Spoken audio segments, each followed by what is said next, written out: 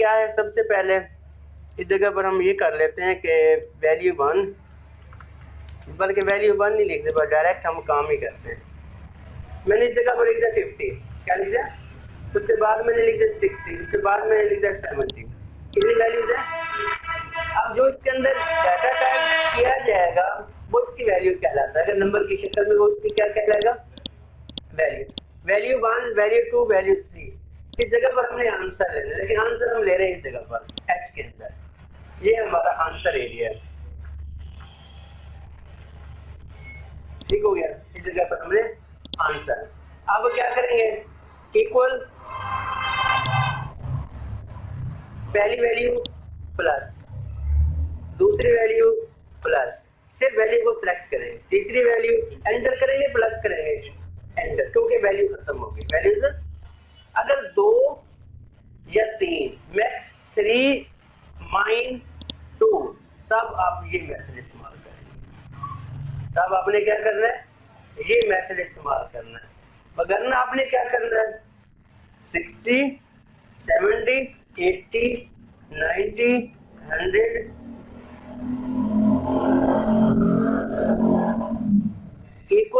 Equal के बाद सम into छोटी ब्रैकेट शुरू करेंगे।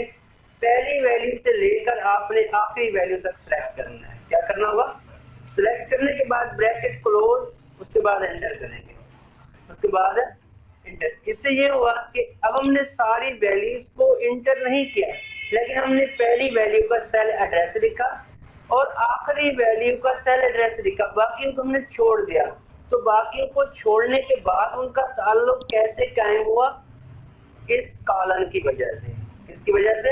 इसको रेफरेंस कहते हैं। ये किस्म का रेफरेंस ऑपरेटर है। इसने रेफरेंस ये दिया कि पहली वैल्यू A5 से लेकर G5 तक तमाम वैल्यूज, A5 से लेकर G5 तक तमाम वैल्यूज इसके अंदर शामिल है। इसी तरह अगर आपके पास 2 वैल्यूज है, मिसाल के तौर पर 9000 हो गया, उसके बाद 8000 हो गया, अब आपने इनको माइनस करना है, सब्ट्रैक्शन करना है, इक्वल पहली वैल्यू हमने 9000 माइनस 8000 नहीं करना, बल्कि हमने सेल एड्रेस का इस्तेमाल करना होगा। उसके बाद दूसरी वैल्यू को सिलेक्ट, अब सिलेक्ट पहले दिन से मैं कर रहा हूँ, नेक्स्ट हमने सिलेक्ट नहीं करना, बल्कि हमने डायरेक्ट सेल एड्रेस लिखना होगा। उसकी वजह सिलेक्ट करने का, सिलेक्ट क्यों कर, ताकि आज से आपको ये चीज याद हो, जिस सेल को हम सिलेक्ट करते हैं उसका एड्रेस यहाँ पर आ जाता है। अब हमने क्या करना है, हमारे पास 2 वैल्यूज हैं, कितनी है, इनको हमने ज़रब करना है, मल्टीप्लाई करना है, इक्वल पहली वैल्यू, अब इसका सेल एड्रेस A7 है, उसके लिए इस डायरेक्ट का इस्तेमाल करें। अब दूसरी वैल्यू का क्लिक नहीं कर रहा, मैं उसको डायरेक्ट सेल एड्रेस लिखूंगा, B7 लिख दिया। इसके लिए स्मॉल लेटर कैपिटल लेटर का कोई इशू नहीं होता, आप एंटर करेंगे, सेलेक्ट करेंगे, फिर भी हो जाएगा। मैंने खुद क्यों लिखा, क्योंकि वैल्यूज की तादाद कम है, ठीक हो गया। अब हमने क्या करना है, 5, ये तो आप खुद भी कर सकते थे। अगर अब आपको कहा जाए कि इन सबको ज़रब करें, इन सब की मल्टीप्लिकेशन आंसर लेना है, तो उसके लिए क्या करेंगे, प्रोडक्ट का फंक्शन होता है, छोटी ब्रैकेट पहली वैल्यू से लेकर आखिरी तक सेलेक्ट करेंगे, उसके बाद ब्रैकेट, उसके बाद एंटर, उसके बाद एंटर, उसके बाद क्या है, अब 5, 25 ज़रा 5, 125 ज़रा 5, 625 ज़रा 5, 12, इस तरह आगे चलते जाएंगे। तो उसके बाद आखिरी जो आपका आंसर है वो यानी 78,125, ठीक हो गया। उसके बाद अब आगे आते हैं, आपके पास 2 वैल्यूज है, मिसाल के तौर पर 999। वैसे अगर आप जुबानी इसका आंसर ले, आपको पता है कितना आएगा, तकसीम करना है आपने, 3 आएगा, कितना आएगा। तब क्या करेंगे, पहली वैल्यू A9, उसके बाद डिवीजन, दूसरी वैल्यू, उसके बाद एंटर कर देंगे, उसके बाद क्या करेंगे, एंटर। अब हमने क्या करना है, आप मैट्रिक के ऊपर आ जाए, आपकी मैट्रिक के अंदर कितने मार्क्स हैं, तो बता 70, 886 आउट ऑफ 1100। ये बैंकिंग की जो कैलकुलेशन होती है वो इस तरह होती है, 1100 उसके अंदर 1100 हम नहीं लिखते, बल्कि 1000 अलग काउंट होता है, 100 अलग काउंट। अगर इसको आप करेंगे ना, इसका काउंटिंग ऐसे होगी 78,125। तो अब हमने क्या करना है, इक्वल ऑफ 10 मार्क्स, ये आपके 10 मार्क्स है, ये आपके क्या है 10 मार्क्स, डिवाइड करेंगे टोटल मार्क्स मल्टीप्लिकेशन 100, ये आपकी परसेंटेज निकली। अब इस परसेंटेज को गौर से देखना, इसी परसेंटेज से हमने काफी कुछ सीखना है। सबसे पहली जो हमने चीज को नोट किया है वो ये है कि डेसिमल प्लेसेस 4 है इसके अंदर। डेसिमल प्लेसेस कितने है इसके अंदर 4। हमें कितने चाहिए होते हैं 2।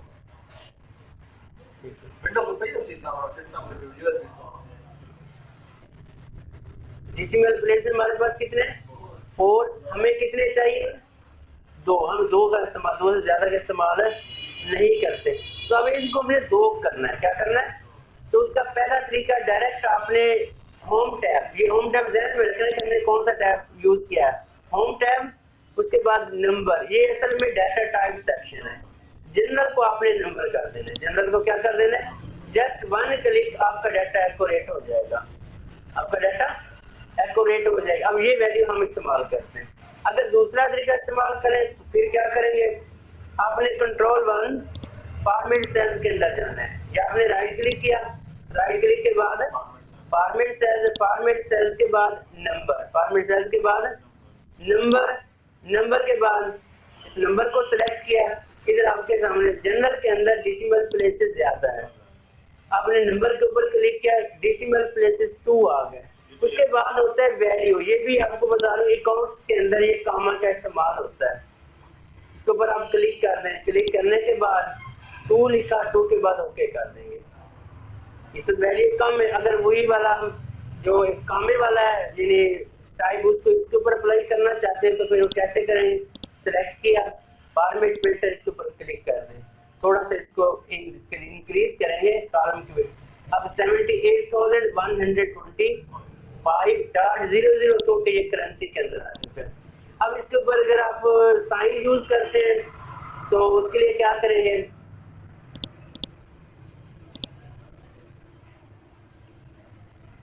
डॉलर का साइन यूज कर सकते हैं, ठीक हो गया।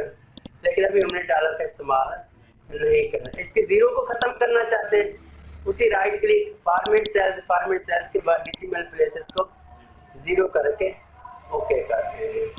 अब हमने क्या करना है, ये तो हो गया परसेंटेज, क्या हो गया परसेंटेज।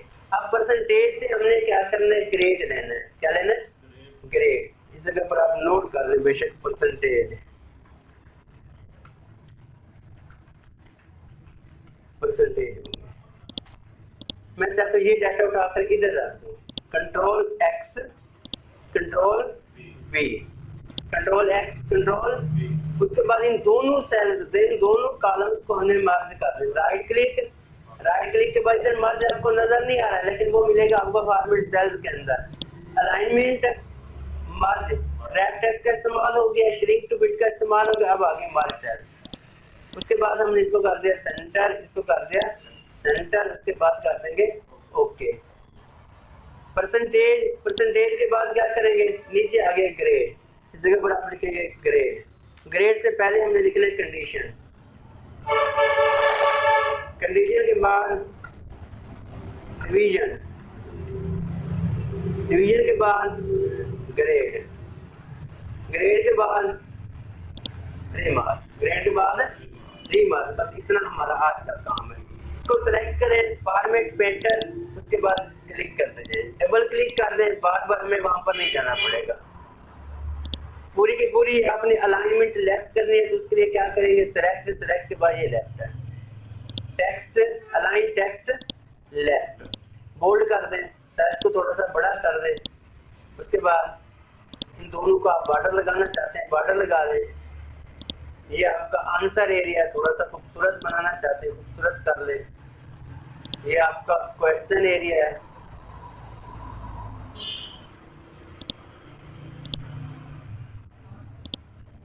ठीक हो गया।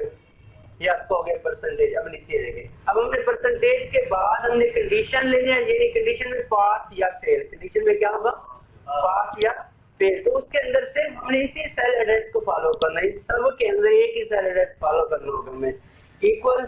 अब इसका सेल एड्रेस पहले मैंने क्लिक का कहा था ना, मैंने इसके ऊपर क्लिक करेंगे। अब आप मुझे बताना है, पहले तहसीन तू बता इसका सेल एड्रेस क्या है। 80.55 यानी 55 इसका सेल एड्रेस बता। सेल एड्रेस क्या है इसका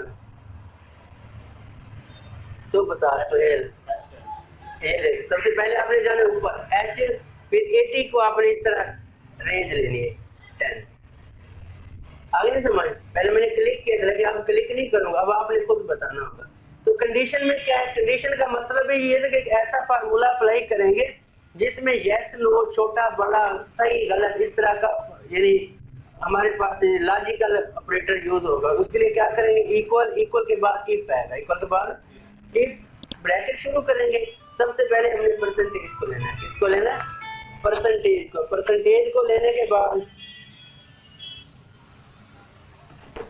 परसेंटेज का सेल एड्रेस, उसके बाद हमने करना है ग्रेटर देन। क्या करना है, ग्रेटर देन। अब ग्रेटर देन की जगह पर आपने थोड़ा सा इधर, मैं इसको दो तरीकों से इस्तेमाल करूंगी, इसी फार्मूले को आप लोगों को समझाने की खातिर। ग्रेटर देन के बाद अब हम ये इसको, कोई कहता है कि इसको पढ़ कर सुने, इसको कैसे पढ़ा जाएगा। इक्वल फार्मूला हमने शुरू कर दिया। क्या शुरू कर दिया, हमने फार्मूला शुरू कर दिया। इफ आगे आगे इफ अगर, इफ का माने अगर, आगे लिखा हुआ H10। H10 का मतलब परसेंटेज। आगे हमने यूज किया ऑपरेटर ग्रेटर। अगर परसेंटेज बड़ी है यानी परसेंटेज की वैल्यू जो वो बड़ी है, किससे बड़ी है, किससे बड़ी है, उसके बाद हमने लिख दिया H10 ग्रेटर देन, इधर हमने लिख दिया 40। क्या लिख दिया 40। उसके बाद हमने करना है कॉमा। अब इसको करना कैसे पढ़ेंगे, अगर परसेंटेज वाले सेल की जो वैल्यू है वो 40 से बड़ी है। अब बोर्ड वालों ने आपको कह दिया कि 40 वाला पास होगा, 40 वाला पास होगा। तो 40 तो बस ये तो सबको पता है, लेकिन इसका हमें तो पता है, कंप्यूटर को नहीं पता। उसके बाद हमने करना है इन्वर्टेड कॉमास। ये इन्वर्टेड कॉमास प्रोग्रामिंग के अंदर इस्तेमाल होता है। इसको पैरन इन्वर्टेड कॉमास या डबल कोट्स कहा जाता है। इसके अंदर जो भी कैरेक्टर टाइप होता है, चाहे मैं डी लिखूं, ए लिखूं, बी लिखूं, तो इनको स्ट्रिंग कहा जाता है। इनको क्या कहा जाता है, स्ट्रिंग। अब हमने लिख दिया पास, स्ट्रिंग STRING, स्ट्रिंग, स्ट्रिंग। उसके बाद कॉमा, ये प्रिंट क्या चीज होती है, प्रिंट स्ट्रिंग होना है, स्ट्रिंग ने प्रिंट होना है, बाकी कोई चीज प्रिंट नहीं हो, ये सारा कुछ हमारे से आगे से गायब हो जाएगा। उसके बाद फिर डबल कोट्स, उसके बाद हमने लिख दिया फेल। क्या लिख दिया, फेल, फिर इन्वर्टेड कॉमास। अब ब्रैकेट को बंद किया जाता है मैथ रूल के मुताबिक। अब इसको पढ़े, अगर परसेंटेज बड़ी है 40 से, तब पहली स्ट्रिंग प्रिंट हो। इसका मतलब कंडीशन ट्रू हो चुकी है। कंडीशन क्या हो चुकी है, ट्रू हो चुकी है। अब अगर कंडीशन फॉल्स है, यानी इधर लिखा हुआ 33, तब पास को सिस्टम छोड़कर फेल को प्रिंट कर देगा। किसको प्रिंट कर देगा, फेल को। अब आपने कर देना एंटर। क्या कर देना, एंटर। ओके हो गया। अब हम जाएंगे डिवीजन के ऊपर। इक्वल, इक्वल के बाद हमने क्या लिखना है, इफ, वही पहले वाला काम। अब इसके ऊपर क्लिक करेंगे। अब तहसील इसका सेल एड्रेस बता। शाबाश, तू बता क्या नाम है, मुर्तजिज। परसेंटेज का सेल एड्रेस बताओ। सुहेल समदर, तू बता परसेंटेज का सेल एड्रेस बताओ। तू बता क्या नाम, अमजद। परसेंटेज का सेल एड्रेस बताना है आपको जी। अल्लाह का बंदा, आइए तो ये है, इसमें तो कुछ भी नहीं है। आप लोगों को भी समझिए, क्योंकि मैं याद करवा रहा हूँ आपको, इस वजह से परेशान नहीं रहना। परसेंटेज ये टाइटल है उसका, ये क्या होगा, टाइटल। ये उसका, उसकी वैल्यू है, यानी उसका आंसर समझ लें। तो जब भी परसेंटेज का नाम है, अगर आपने बोला इस वैल्यू पे देखना, इसको नहीं देखना, ये उसका लेबल उन्वान है, इसको नहीं देखना, बल्कि हमने उसकी वैल्यू को देखना। अब वैल्यू के ऊपर अगर मैं क्लिक कर तो कोई आंसर आएगा, सेल एड्रेस वही आएगा जो मैंने यार तो पहले कहा, मैंने कहा मैंने लास्ट तक काम करना है, लेकिन सेल एड्रेस एक ही चलेगा, सब जगह पर एक ही चलेगा। उसके बाद greater than, sorry greater than का इस्तेमाल करें। अब हमने क्या करना है, अगर परसेंटेज बड़ी है 60 से, कामा इन्वर्टेड कामा, अब आप लिख देंगे फर्स्ट डिवीजन। पता है नहीं आपको? कामा फिर दोबारा भी लिखना पड़ेगा क्योंकि सेकंड और थर्ड दो आगे कंडीशंस आ रही हैं। इफ इनटू परसेंटेज का सेल एड्रेस क्या है? अब मुर्तजिज अब आप बताएं परसेंटेज का सेल एड्रेस, परसेंटेज का सेल एड्रेस क्या है? तू बता तहसीन, सेल एड्रेस बता देना, आगे चले हम। H10 मुर्तजिज तू बता, मुर्तजिज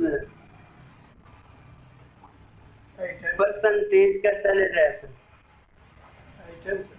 अमजद I10 सफदर सुहेल पहला के बंदे, ये चेंज नहीं होता, वही 80 हम यूज करें।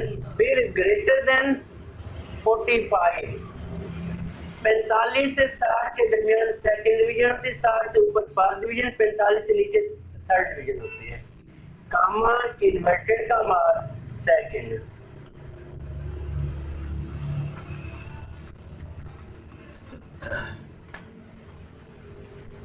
अब आगे में इफ लिखने की जरूरत पड़ेगी?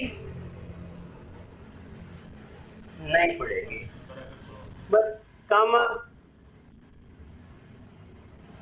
इन्वर्टेड कामा हमने थर्ड लिख दिया। अब इसके नीचे जो भी पास कैटेगरी में है वो थर्ड डिवीजन होगी, यानी 40 45 और 40 के दरमियान, 40 मैथ के दरमियान वो पास, उसके नीचे है तो वैसे फिर उसकी तो डिवीजन भी अपनी जाती होगी।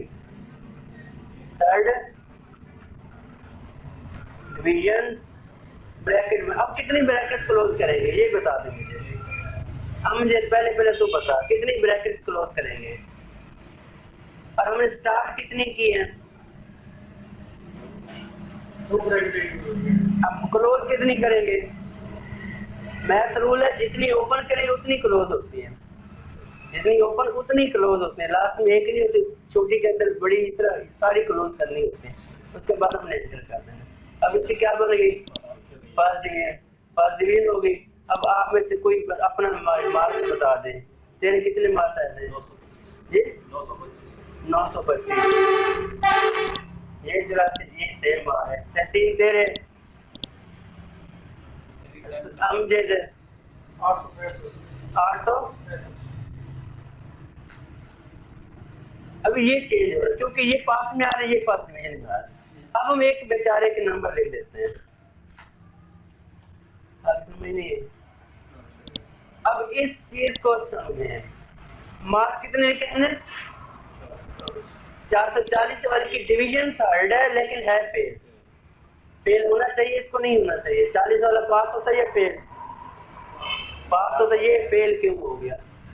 इसको पास करना है हमने, रियायती भी नहीं, ओरिजिनल मार्क्स, यानी इसको 22 तरीके से हमने पास करना है। 40 वाला पास होते इसको हमने पास करना है। इसमें कौन सी मिस्टेक हमने की है, ये मिस्टेक आपको बतानी है। अब गौर से देखिए, इसको हमने करना है डबल क्लिक। परसेंटेज को क्या करेंगे? बल्कि परसेंटेज ठीक है, हमने कंडीशन को करना है क्योंकि इधर पास आना चाहिए लेकिन फेल आ गया, हमने इसको करना है डबल क्लिक। क्या करना है? अब इसको दोबारा से एक दफा पढ़ें।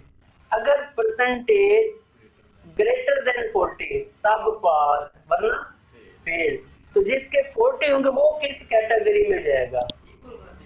फिर हमने इसको इक्वल करना। वेरी गुड, बस ये इसका मतलब आप लोग जाग रहे हैं। क्या करेंगे?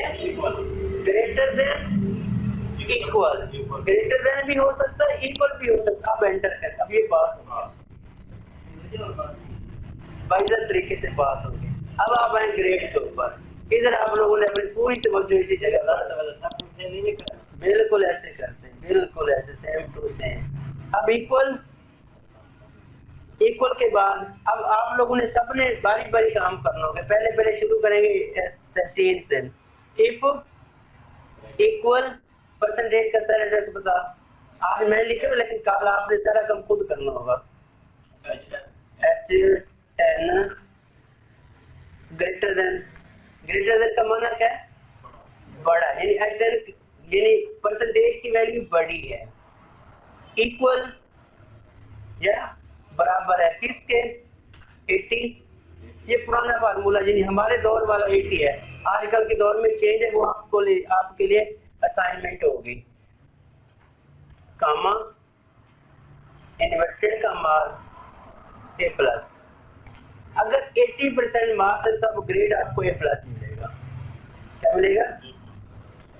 आजकल के दौर में ये अप्लाई नहीं हो रहा, ये ध्यान में रखिए। इधर आपको A B grade, A grade या बी ए मिलेगा, बल्कि कामा उसके बाद फिर सेव करेंगे, क्योंकि इसके ऊपर हमारा गुजारा नहीं है, क्योंकि पूरी क्लास के अंदर सबके 80 बिट नहीं आ सकते हैं, इस वजह से हमें मजीद आगे चलना पड़ेगा।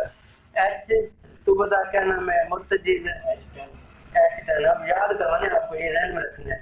ग्रेटर देन इक्वल 70 कामा इन्वर्टेड का मास ए प्लस के बाद क्या आता है, हम जे सिंपल ए है, वेरी गुड। अब आगे हम जरा अपने मुकम्मल करना है। इफ इनटू परसेंटेज का cell address H10 greater than और इक्वल कितनी वैल्यू आएगी अब 60 कामा इन्वर्टेड कामा ए के बाद कौन सा ग्रे आता है बी, फिर if into H10 greater than और इक्वल 50 कामा इन्वर्टेड कामा सफदर, बी के बाद क्या आता है सी, फिर कामा। इफ कामा क्यों लगा रहे, हर एक कंडीशन को हमने सेपरेट करना है, कोई एक कंडीशन यानी ट्रू में आएगी, बाकी सारी फॉल्स में चली जाएंगी। If into H10 greater than और equal 40 comma inverted comma B inverted comma comma inverted comma फिर कितनी ब्रैकेट्स ओपन किया हमने 5 1 2 3 4 5 6, मैंने कितनी क्लोज की 6। अब एंटर करें, ये चीज भी आप लोगों ने सीख ली। सबसे पहले इसको पढ़ेंगे। The formula you typed contain an error. For information about fixing common formula problem, click here. To get assistance in entering a function, click function wizard formula tab function। वो कहते हैं वहां पर जाकर आप इसको चेक करें। लास्ट में क्या कहता है, if you are not trying to enter a formula, avoid using an equal sign or minus sign or say it with a single quotation mark। Single quotation हमने डबल का इस्तेमाल किया हुआ, सिंगल का नहीं किया। अब ओके कर दें, ठीक हो गया। अब इसने जो गलती है वो कहाँ पर है गलती, हमें तो नहीं पता। अब गौर से देखें, जहाँ पर कर्सर आपको मिलेगी, क्या मिलेगी, तो वो गलती की निशानी है। अब कर्सर हमारे यहाँ पर मौजूद है, इसका मतलब इसको हमने क्या कर देना है, ये इसको बैक कर देना है। क्या कर दिया, अब आंसर तो सही हैगा, एंटर करें, फिर क्या आ रहा है, कितनी हो गई 1 2 3 4 5। एक और गलती भी है इसके अंदर, जी हाँ इधर भी डबल है बिल्कुल। अब एक हमने पहले उसने लास्ट के ऊपर कर्सर का शो किया था, अब ओके करें। अब इसने कर्सर को कहां पर शो किया हुआ है, हेड के ऊपर है ये 3 और 5, एक इसको क्लोज करें। अब एंटर करें, अब आंसर सही हो गया आंसर। अब एक और काम है, फिर से डबल क्लिक किया, हमने एक काम कर दी, क्या कर दी, अब एंटर करें। अब दोबारा से इसने पूरे का पूरा फार्मूला फंक्शन हमारे सामने रख दिया। Microsoft Excel found an error in the formula you entered. Do you want to accept the correction proposed below? इनमें से correction वो कहता है खुद कराना चाहते हैं, यानी कंप्यूटर यानी बाई डिफॉल्ट, तब आप yes कर दें। तब क्या कर दें, to accept the correction click yes, to close this message and correct the formula yourself। खुद करना चाहते फिर आप लोग करें, फिर क्या करें, यस करेंगे तो कंप्यूटर ठीक कर देने पर गलती का क्या पता चलेगा, नो करे। अब नो के अंदर वो कहते हैं योर फार्मूला इज मिसिंग है पैरेंथेसिस। अब पता चल गया यानी इस जगह पर उसने मुकम्मल डिटेल के अंदर यानी उसको मॉडिफाई कर दिया, यानी जो आपकी ओरिजिनल गलती है वो हमारे सामने, your formula is missing a parenthesis, एक पैरेंथेसिस हमने कम लगाई है। Click check the formula and then add the parenthesis in the appropriate place। Okay कर दें। अब एंड के ऊपर कर्सर आ गए दूसरे नंबर पर है, इस जगह पर एक पैरेंथेसिस का इस्तेमाल करके उसके बाद एंड कर दें। ये हो गया हमारा काम। अब आगे आ गया रिमार्क्स। इक्वल इक्वल के बाद इफ के बाद ब्रैकेट, परसेंटेज का सेलेक्ट क्या है हम जैसे H10। हमने तू क्या हो गया तुझे? कोई आइटम किधर है? H10। अच्छा मैंने कहा अभी आई बता, पहले आई बोला था। इक्वल अब इधर यूनिवर्सिटी का फार्मूला इस्तेमाल करें, परसेंटेज 60 कामा इन्वर्टेड का मार्क्स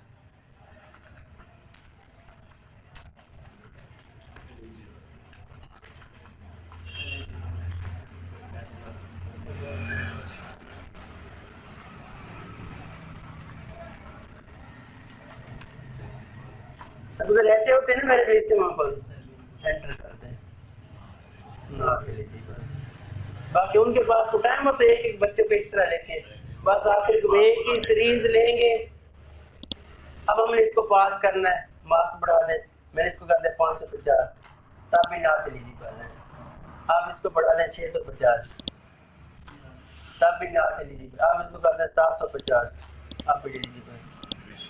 ये भी चेंज हो गया, ये भी चेंज हो गया, ये भी चेंज हो गया, ये भी चेंज हो गया, ठीक हो गया। तो आज के इस लेक्चर के अंदर आप लोगों ने कितने फार्मूले सीखे? सबसे पहले सेपरेट, यानी सेपरेट मीन इंडिविजुअल या कर लें या इंडिविजुअल कर लें या सेपरेट कर लें, यानी चंद एक वैल्यूज को आपने जमा किया। उसके बाद आपने मल्टी वैल्यूज के लिए सम का इस्तेमाल किया। सम के अंदर हमने कितनी वैल्यूज का इस्तेमाल किया था? इसके अंदर हमने 7 वैल्यूज का इस्तेमाल करके गुजरिया। सम फंक्शन हमने इसको जमा किया, उसके बाद माइनस किया, उसके बाद ज़रब किया, फिर ज्यादा वैल्यूज को ज़रब भी किया, माइनस, उसके बाद आ गया तकसीम डिवीजन, उसके बाद हमने क्या किया परसेंटेज ली, ये स्टूडेंट के जो ग्रेडिंग है उसके अंदर आ जाता है, ये भी स्टूडेंट ग्रेडिंग में आ जाता है, ये भी ग्रेडिंग में आ जाता है। तो ये सारे का सारा जो लास्ट वाला जो जिसको मैंने हाईलाइट किया हुआ, ये सारा वो वर्क है जो हर स्टूडेंट यूनिवर्सिटी कॉलेज किसी भी जगह पर अगर आप अकाउंटेंट का काम करें तो वहां पर आपको ये सारा काम करना पड़ेगा, ठीक हो गया।